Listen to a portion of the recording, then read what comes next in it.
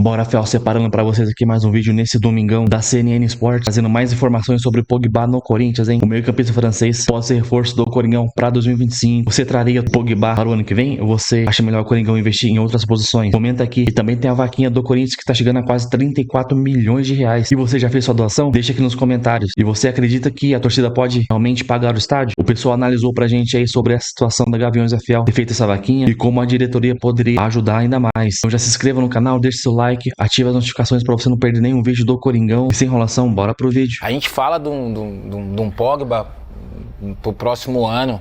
Seria um ótimo nome pro Corinthians? Com certeza. Com certeza. Com certeza. Até um jogador que, independente do seu problema de doping e tudo mais, um jogador campeão do mundo, passou por inúmeros clubes como Juventus, Manchester United, enfim, seria uma grande contratação pro clube. Se vai vir, não sei. Sinceramente, já fui tentar buscar algumas... E nada. E ainda nada. Eu sou curioso, eu vou atrás. Mandou uma mensagem para ele, não? Não, eu não tenho o contato dele, mas conheço muita gente lá na França que tem contato e até então... nada, mas seria pro Corinthians espetacular, até porque independente de ele estar um certo tempo inativo, sem poder jogar, mas é um jogador novo, é um jogador que tem um potencial gigantesco e pro futebol brasileiro seria espetacular. Eu gostaria de vê-lo no São Paulo, por exemplo. E aí, Robson, assim, a gente brinca muito do Pogba, mas ele realmente parece que demonstrou um interesse gigante em estar aqui no Brasil, ou pelo menos está muito tempo sem jogar. Aí tem toda aquela questão, é o sonho. Aí esse cara vem aqui pro Brasil, não dá para cornetar ele com um mês, não dá para cornetar ele com 2 meses. Ele não estava sem jogar, ele está muito tempo sem jogar. E aí o torcedor vai cobrar. Como é que fica essa situação? Mas o procedimento, Renan, é o mesmo do Depay. Do Depay. É o mesmo do Depay. Chega, mas olha, o Depay ainda estava jogando. Começa a treinar, vê como é que é. Mas eles se cuidam, né? Assim, não é um cara que vai chegar... Não, e desculpa, mas é um atleta que não está inativo por lesão, por exemplo. Sim. Ele teve um período pelo doping, ele fisicamente deve estar se mantendo muito bem. Eu acho que o único problema seria mais o fato de você não estar jogando, né? Você ganhar ritmo, você ter ritmo de jogo, que isso pra gente é importantíssimo, né? Ritmo, posicionamento, porque quando você para de jogar, por exemplo, por uma lesão e tudo mais, lógico que você tem esse período de tratamento, de recuperação, mas aí depois tem o processo de você voltar ao ritmo de jogo, que é importantíssimo numa volta. Então, mas seria muito maravilhoso. Mas é muito mais aqui, fácil né? Pro Brasil também, né? Pro futebol brasileiro, né, Robson? Acho que seria um marketing legal pra gente aqui. Demais. O futebol brasileiro tá pagando igual a Europa. Então, assim, não seria um problema. Não seria um problema, né? Para um ou para outro, consegue-se fazer essa engenharia financeira e paga. Ele é um jogador que tem ali o Memphis Depay ligando, vem para cá, a gente vai se divertir aqui no Brasil. Isso tem peso na carreira do jogador, na amizade do jogador, na vida do jogador. A gente vai se divertir aqui no Brasil, jogando bola, conhecendo o Brasil. O Memphis faz uma coisa que eu acho sensacional, que é conhecer o Brasil. Ele vai para os guetos, ele vai para a música, ele vai para as cidades. Ele vive a experiência completa. Então eu acho legal isso. O Pogba tem essa cabeça também. Parece né? que sim, tem essa cabeça. Agora, eu acho que ele tem mercado na Europa. Apesar de todos os problemas do doping, eu acho que ele tem mercado na Europa. Não só na Europa, né? E aí, assim, quer vir? Depende dele. E talvez a gente também tem que tirar um pouco da cabeça, virou a temporada, tem que comprar 5 e se não comprar o time não vai performar. Eu acho que talvez o Corinthians esteja entendendo, olha, precisamos de um ou de outro, mas o nosso time acabou bem. A gente contratou o ano inteiro e o Corinthians contratou o ano inteiro. Né? Então talvez o Corinthians esteja pronto com esse elenco, com uma peça aqui, outra peça ali. Mas de acordo com a realidade do clube, né? De acordo com o passinho do clube, sim. né? Vendo as imagens assim, não tem como a gente falar que o Pogba não é um craque, né? É só golaço, jogada, é um estilo diferente de jogador, alto, técnico, enfim. Só que sabemos também que a sequência dele né? Só para vocês terem uma ideia, a gente estava aqui, a minha voz da consciência me soprou, uma sequência que ele teve maior de jogos, a última grande sequência dele foi em 2022.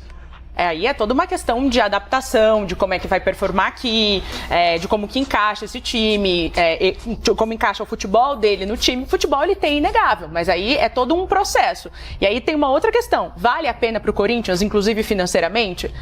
Acredito que sim, mas não acho que é a realidade do Corinthians hoje. Então, mas esse vale a pena, esse dinheiro viria de onde? Não é do Corinthians. Teria de ser aí essa engenhosa... Essa pergunta é difícil. Essa pergunta de milhões agora. É o famoso veja bem, né? Vamos ver. É o famoso veja bem, né? Mas o futebol abriu uma janela nova de investimento, Sim. que é o dinheiro das casas, das sites de apostas. Esse dinheiro não existia no futebol brasileiro, esse dinheiro passou a existir com o patrocínio como era antigamente, e agora esse dinheiro dá um salto, né? Esse negócio dá um salto, porque os clubes estão exigindo nos contratos, olha, parte do investimento vai ser para comprar jogador. Sim. O São Paulo fez isso, o Corinthians fez isso, o Palmeiras vai fazer isso. Então é uma nova modalidade de dinheiro que não existia. Michel, não existia. Que permite a gente estar aqui debatendo o Pogba no Corinthians. Que permite o Pogba no Corinthians, Oscar no São Paulo, o Depay no Corinthians, porque é um dinheiro que vem da patrocinadora. Então aí, é uma nova janela. Michel, o que é mais difícil, você que jogou, para um jogador como o Pogba se adaptar no Brasil? Porque a gente está falando de, tudo bem, Calendário. 2 anos... O quê? Desculpa. Calendário. Jogar 70 partidas. Calendário É muita coisa. Uma das coisas que ele vai ter que é o calendário brasileiro.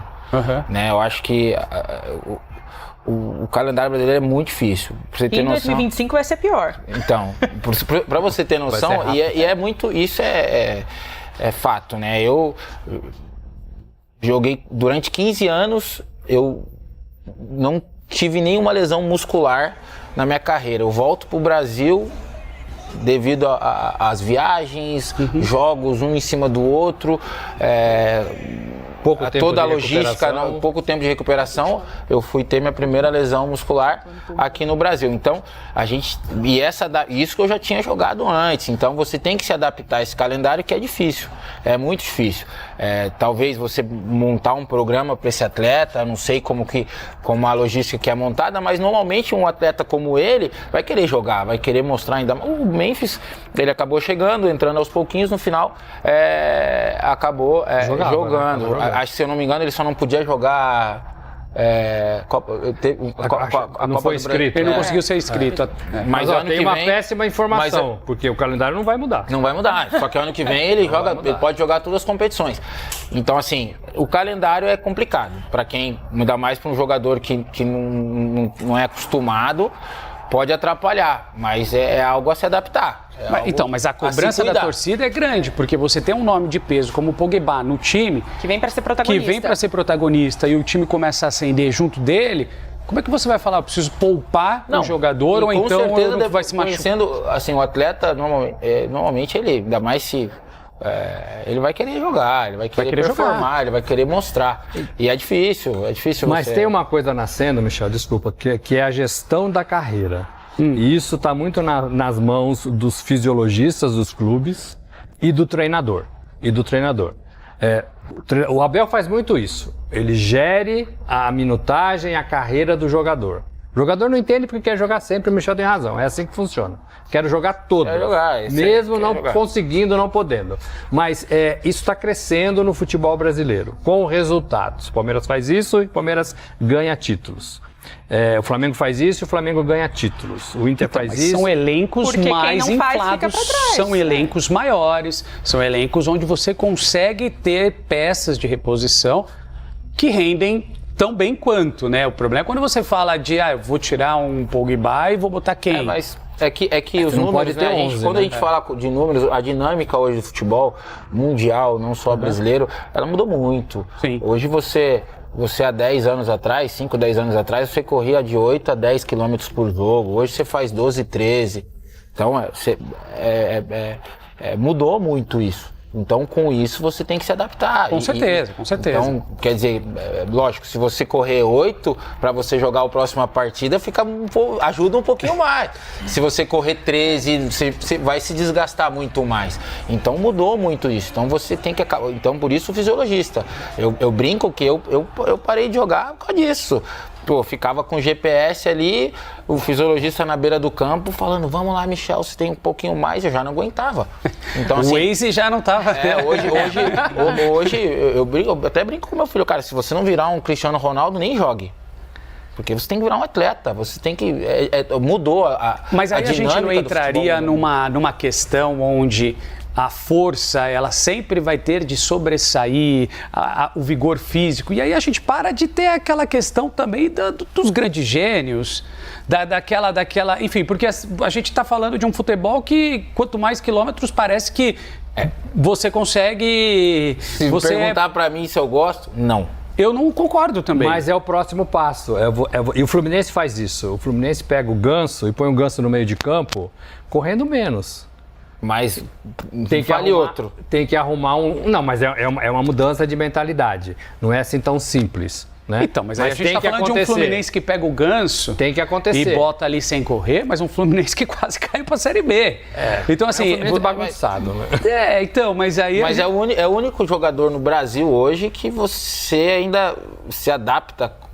Eu não vejo outro atleta com a dinâmica do Ganso. Tive a possibilidade de jogar 2 ou 3 anos com ele no São Paulo.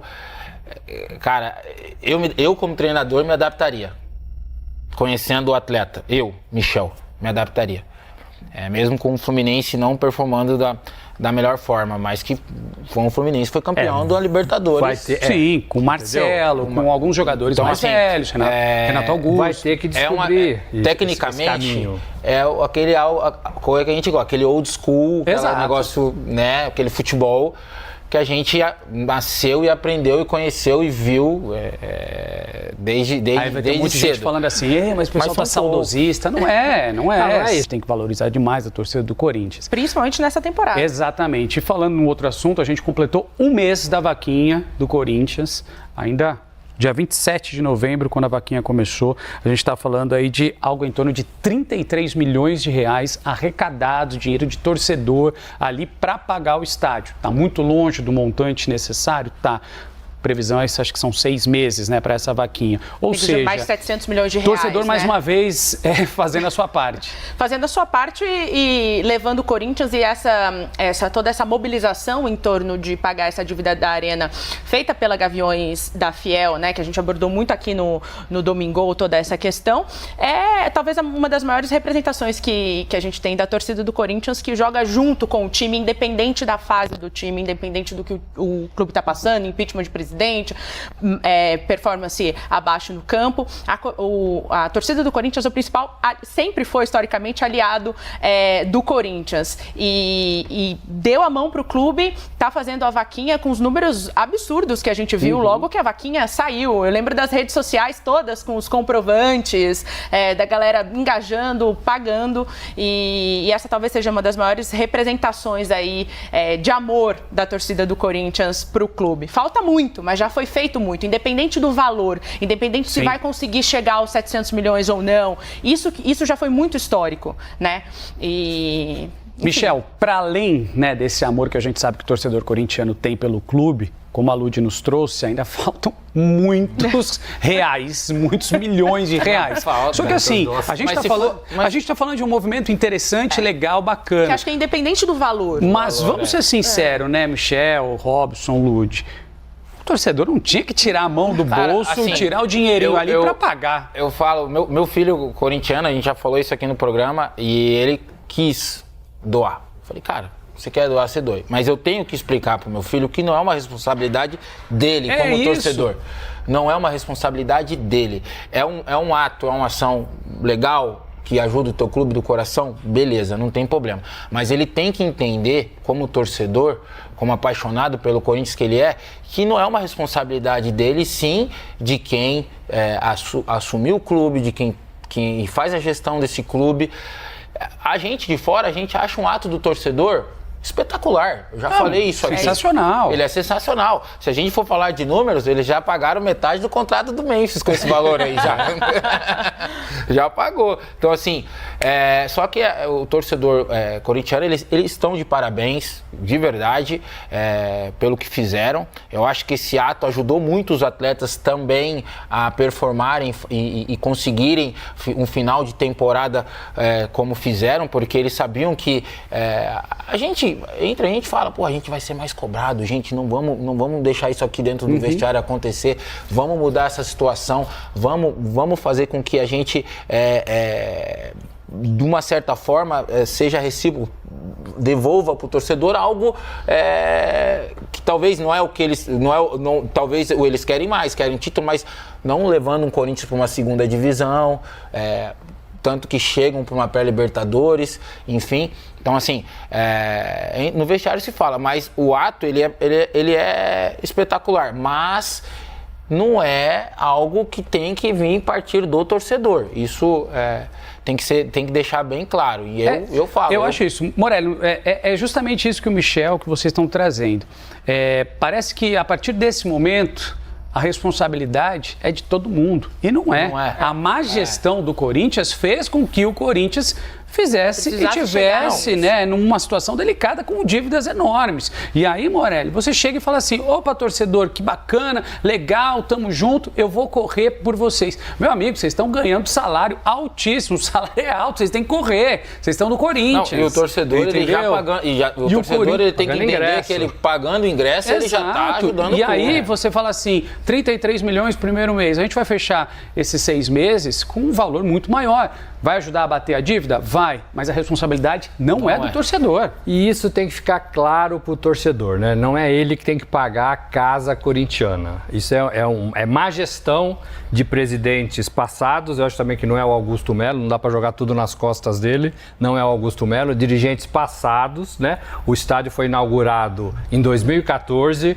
O Brasil ganhou da Croácia por 3-1. Sofreu o primeiro gol, um susto danado, lá na casa corintiana, mas depois virou para 3-1. Mas é uma dívida que não pertence ao torcedor do Corinthians. Como eu entendo isso? A Gaviões, ela tem momentos que a torcida gosta de se posicionar. Eu acho que a Gaviões encontrou um momento para se posicionar. Ela fez isso na invasão em 76, no Rio de Janeiro. Ela fez isso na invasão ao Japão, no Mundial de 2012. E agora ela faz isso para se posicionar como uma entidade sólida, bacana do futebol corintiano. Ponto. Né? Ponto. Não é responsabilidade do corintiano, do seu menino, tirar 100 conto do bolso e dar pro Corinthians. Não é. E a gente sabe, Eu acho até que é uma vergonha. Eu também acho. Eu acho até que é uma vergonha. E eu queria falar assim, falta estímulos agora. Parou nesses 33 milhões, deu uma esfriada, né? Teve um boom, tem essa coisa de colocar o nome lá no muro, onde vai escrever certificado, o certificado, né? Tudo isso anima o torcedor. Mas eu acho que falta incentivo agora, estímulo, que tem que partir do clube. Vamos fazer uma noite de autógrafos com todos os jogadores, todos os produtos vendidos vão ser direcionados, o valor, né, para a vaquinha. Vamos abrir o estádio para torcedores que queiram pagar para ficar ali no aquecimento do vestiário com os jogadores. Eu acho que falta estímulos do clube agora para que essa vaquinha não morra, né? Não enfraqueça. Ô Lúdio, a gente tem uns números atualizados para mostrar para vocês, valor exato dessa vaquinha aí. Se puderem colocar para a gente discutir aqui, que esse valor ultrapassou os 33 milhões de reais, está chegando quase em 34 milhões de reais. 33 milhões 884 mil enfim, a gente tem realmente uma vaquinha que esfriou, né? Mas que seria um processo natural. Mas é muito dinheiro arrecadado e isso de torcedor. E Lúdio, uma coisa, é o filho do Michel, né? Com aquele desejo, o coração corintiano, tudo. Outra coisa, a gente sabe que tem muitos torcedores corintianos em situação delicada. E o cara vai abrir mão de alguma coisa, né? Às vezes ali eu vi vários do mercado que ele vai comprar para a família para dar dinheiro para o clube, Lúdio. É o trabalhador brasileiro. É o trabalhador brasileiro. E agora, para finalizar o vídeo, Fel, entenda porque o Corinthians liberou o Fagner ao Cruzeiro aí 6 meses após a renovação do seu contrato. O lateral aí que já tem um acerto com o clube mineiro para sua transferência por empréstimo. A decisão da diretoria corintiana acontece menos de 6 meses após a renovação de contrato do lateral. Ele que tinha vínculo até o final dessa temporada e prorrogou por mais 2 anos, hein? Que burrada da diretoria. A liberação do lateral é motivada essencialmente por 2 razões. O primeiro é a situação financeira e técnica também. Aos 35 anos, o Fagner tem um salário considerado alto e ele é um atleta que não jogou com tanta regularidade durante a temporada aí, perdendo a posição para o Mateuzinho. Ele que disputou 42 partidas em 2024, 10 a menos que o Mateuzinho, que foi titular na maior parte do ano. No empréstimo ao Cruzeiro, o Corinthians seguirá pagando metade do salário do Fagner, mas ainda assim o clube avalia que fará uma economia relevante durante a temporada que ele ficará em empréstimo ao clube mineiro. A renovação de contrato do Fagner acontece pouco antes da chegada do técnico Ramon Dias, no momento que o Corinthians sentia falta de lideranças. Aí o Cássio e Paulinho tinha acabado de deixar o clube também. O novo treinador utilizou o lateral, mas não com tanta frequência aí. Nas últimas 10 partidas do ano, por exemplo, ele jogou apenas 2 vezes. O entendimento foi de que Fagner já não apresenta o mesmo condicionamento físico que ele tinha alguns anos atrás, e faz um bom tempo que ele fica com essa briga com a balança. Eu lembrei que no retrasado o Luxemburgo falou que o Fagner estava acima do peso, ele chegou a emagrecer 3 a 4 quilos ali, e aí é bem notório às vezes nas fotos, nas imagens, que o Fagner tá bem inchado, bem fora de peso mesmo, fora de forma para um atleta profissional de futebol. Então realmente mostra que às vezes ele não mostra tanto comprometimento com o clube. Em paralelo também o Coringão contrata outros atletas aí com características de liderança, o que no entendimento do clube abre espaço para a saída do atleta. A tendência agora é que o Timão vá ao mercado aí em busca de um novo lateral para a posição, que concorre com o Mateuzinho pela titularidade, já que o Léo Maná aí é um jovem que tem muito que evoluir ainda, pode servir um bom jogador no futuro, porém a gente precisa de um lateral experiente que chegue para concorrer diretamente com o Mateuzinho. O Fagner, que é cria do Terrão, é o 7º atleta que mais defendeu o Corinthians, com 578 partidas aí em 2 passagens pelo Timão. Ele conquistou 2 títulos brasileiros, 2015 e 2017, e 3 paulistas aí, 2017, 2018 e 2019. Então comenta aqui, Fel, se você concorda com a saída do Fagner aí, se o Ramon Dias fez o certo em liberar o atleta, porém o Corinthians vai pegar parte do salário aí após ser renovado com 2 anos com o cara. Então comenta aí, deixa seu like, se inscreva no canal para você não perder uma notícia do Coringão, e até o próximo vídeo. Valeu, é nóis!